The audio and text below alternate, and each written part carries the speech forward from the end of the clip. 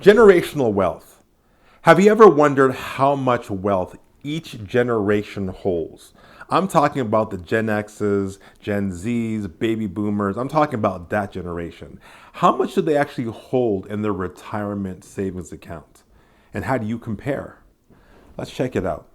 Hi, I'm Craige Campbell and welcome back to the channel. And today we're going to dive into retirement accounts, balances by generation from boomers to Gen Zs. We'll reveal who's saving what and how you compare and what it means for you. So let's break it down by age group. Baby boomers, their ages between 60 and 78. That's about $200,000 to $300,000. But is that enough to last you for 20 to 30 years within your retirement? Think about it. Next up, we have Gen X's, and they're 45 to 59. They have around 150,000. Now, these are people facing student debt. Yes, some people still have those. Obviously, you have credit cards, they have kids, and they also have aging parents. Millennials, these are the people that we love to hate. We love them though. I have kids in that age group, and they are 28 to 43. They hover around $60,000, but many are still playing catch up. And then that brings us to the Gen Zs. Now, the generation and Gen Z are just under 27. They're just starting with a few $1,000s on average. But the key for them is saving early. They think they have so many years, they're just blowing that money as soon as it comes in. Comes in, goes right out the door into foolishness. I'll just say that, foolishness. So here's the thing. Many financial gurus out there tell you that you need about $4 million in order to retire properly. Now that's a great amount. That's a nice chunk of change.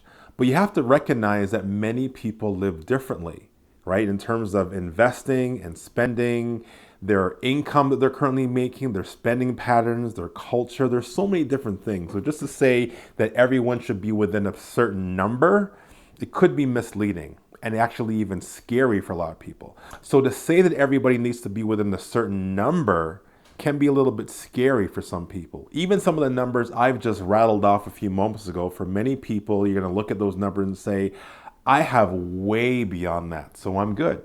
Other people will look at those numbers and say, wow, I have a lot of work to do. I'm so far beyond. But don't worry, I got you. I'm going to give you some step-by-step plans that you can start off with today to making sure. And of course, if you stick with me and continue to look at some of the other videos I've created and will create, that's going to help you accelerate your investments in the months or years to come. All right, so let's break it down. What can you do right now? What are the things you should focus on right now to get to where you want to be, no matter what stage of generation that you're in? Let's start off with step one. Know your number. Calculate how much money you already have saved for your retirement. Be honest, then estimate how much you will actually need in retirement. Look at your current spending habits as they are right now. Generally speaking, most people will need about 70 to 80% of their current income that they're making right now. So do your calculations. That's step one. Step two, start increasing your contributions, especially if you have contributions through work. Try to max it out as much as you can. A lot of people are putting in $20, $25, $50 a month. If that's all you can do, then keep on doing it. But if you can get to 60, 100, 200, 500, start putting in as much money as you can to prepare for your future. Another rule of thumb, if you're already contributing, why not put another 1%, 2%, 5%, whatever that amount is. For the most part, you probably won't even feel it. So start trying to increase the amounts that you're putting in your retirement funds each and every month, incrementally as you're able to. Don't wait until next year. Start it this month. Step three is automate it. Don't make it a guessing game and think, oh, this month I'll put this much and this month I'll put this much. Automate it. Calculate an amount and make that come out of your paycheck and your bank account every single month without fail. It's even better if it comes out on every paycheck as opposed to once a month, every paycheck. Amounts like $50 or $100 per month increasing is going to be a lot of money over time on top of what you've already put in. And remember, compound interest, it makes a difference.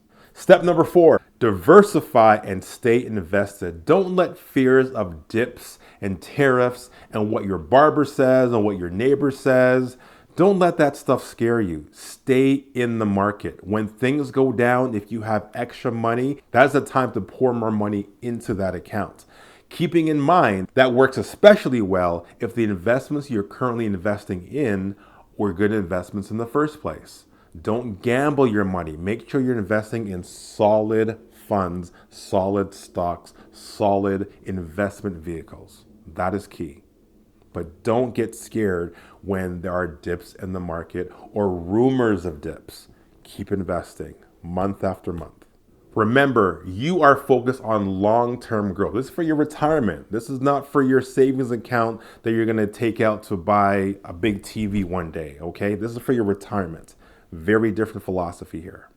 All right, that brings us to step number 5, our last step. Learn and adjust and check your retirement funds on a regular basis. Don't rely on your advisor. Don't rely on me or anyone else. This is your money. Nobody cares about your money more than you do. No one's going to need that money more than you are. So you have to learn, adjust, and keep checking your account to make sure it's going in the right direction and make adjustments as you need to. To get started, read at least one book, just one book on investment this month, right? This month. And if you're not sure what to do, check the description below. I've given you a list of a couple things you can start off with. Knowledge is key, but applied knowledge is powerful. Read one book. Think of applied knowledge as compound interest for your brain. Yeah, that's a good one. Each generation has unique challenges, but also they have unique opportunities. The best time, of course, to start investing is yesterday, but the second best time to start investing is today. So now it's your turn. Drop a comment of what generation that you're in, what tactics maybe that you're going to start this month to start boosting your saving. Next, smash that like button if this was informative, subscribe if you're not already subscribing, and of course, share this information if you know someone that could really benefit from it. Until next time, God bless and take care. Oh, and remember, the next video, I'm going to talk about a topic that a lot of people have been asking me about and talking to me about, and that is the purchase of a car or the acquisition of a car. Should you buy? Should you lease? What's the best thing for you? We'll talk about it on the next video. Take care and see you next time.